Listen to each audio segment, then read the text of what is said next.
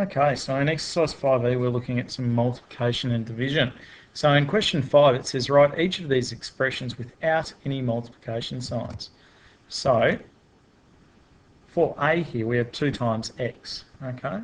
So we know that we can just put our coefficient next to our pronumeral, all right? So it just turns straight into 2x, because 2x is 2 times x. In 5i, it's a little bit more complicated because we have more than one pronumeral. We've got a z and an x. We've also got a times 7 and a times 4. The first thing that we can do is we can multiply the 7 and the 4 together. Okay, so 7 and 4, 7 times 4 is 28. All right, and then we have an x, and then we have a z. Remember, with multiplication, it doesn't matter what order you multiply in, but usually what you do is you just put them in alphabetical order. So 28xz, all right, would be the answer there. So we don't need the multiplication sign in between the x and the z. We can just put them in that order, okay?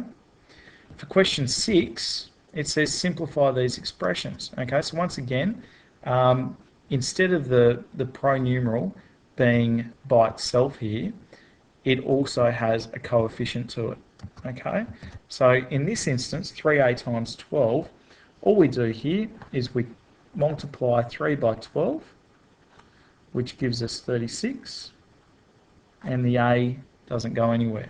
All right, so imagine 3 apples, and you say, okay, I need more apples than 3, and I'm going to multiply them by 12. I end up with 36.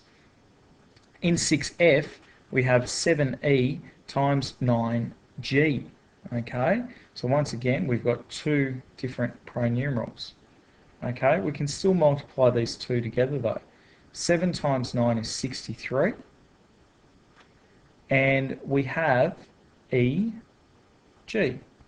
Okay, the e and the g don't go anywhere, they just stay the same. Because it is multiplication, we can do that. Okay, let's have a look here at question 8. In question 8, we're working with division.